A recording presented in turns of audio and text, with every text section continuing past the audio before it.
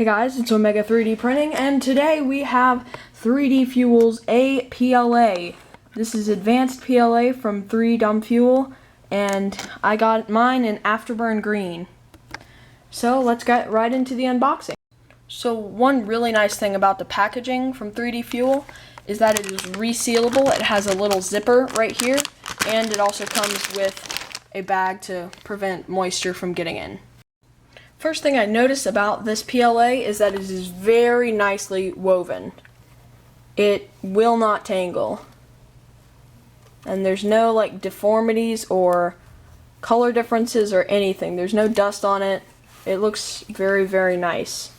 So what the APLA is all about is it is a lot stronger than PLA. So normally when you print the APLA, it'll be as strong as PLA, but then if you cure it by putting it in the oven for a certain amount of time on a certain degree temperature, which I will show you later, it becomes extremely strong. So we're going to be doing a little stress test with weights and different types of PLAs. So I'm going to be showing you on my Wanhao Duplicator i3 Plus, and all you got to do is just slide it on. It is pretty heavy, so the holder has to be pretty strong to hold it, but that shouldn't be a problem with most of you. So I have been printing with this Hatchbox PLA, and what I just noticed when I was trying to load the APLA is that, I don't know if you guys can see, but a little strand is still stuck in there. And when I try to do the extruder, you guys can just hear it stripping. And it will not push anything out of the extruder. So I'm gonna have to take this whole extruder assembly apart and get that little bit of PLA still left in there by the Hatchbox. And another thing I've noticed with other PLAs and ABS, such as Hatchbox PLA, is that it is not woven good. So I often get a lot of clogs and where I just have to stop the print because it is tangled. So right here, here's a tangle where this goes under two layers of two strands of PLA. So here it is. The extruder assembly is down there, and there's still a little bit PLA stuck in there.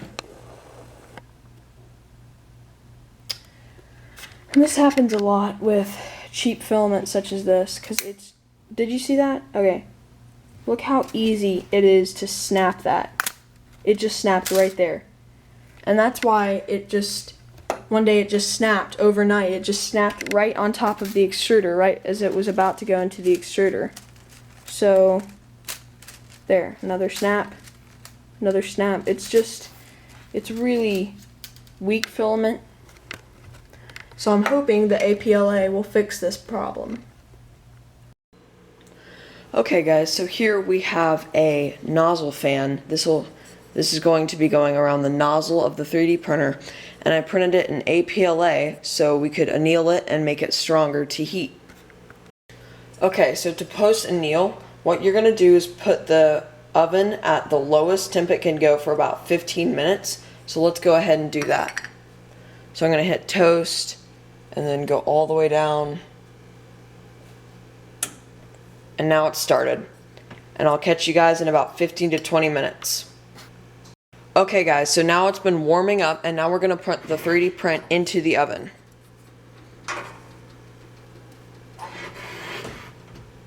And we're going to wait here for about 15 to 20 minutes, and then we're going to turn the heat up. Okay, it's been about 15 minutes, so now we're going to turn it up to around 225.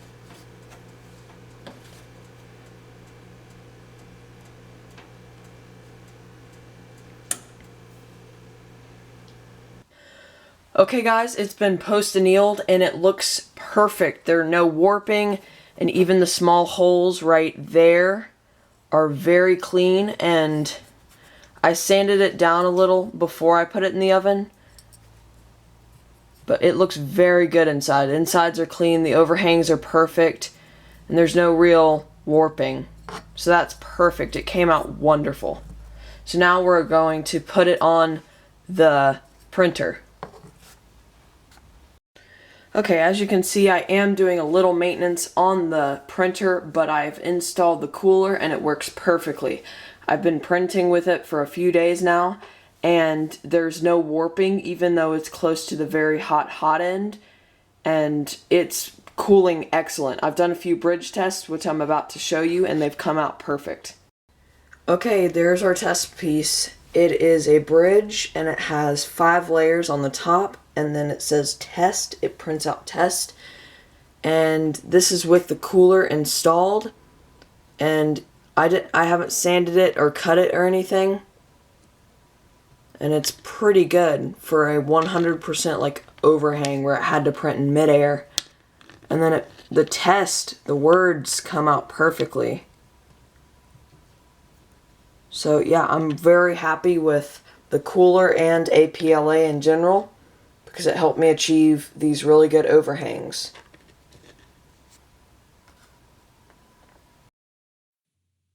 "3D-Fuel" offers a wide range of exotic filaments that you can't find anywhere else, such as entwined, which is a hemp-filled filament, or buzzed, which is made using waste byproducts from the beer-making process. Also, for some colors, 3D-Fuel offers 5-pound spool options of their PLA. Those colors include Battleship Gray, Clearly Natural, Fossil Fuel Black, and High Octane White. So, in conclusion, I would definitely recommend 3D-Fuel's APLA to anyone who wants to print objects with more strength and heat resistance than standard PLA or ABS.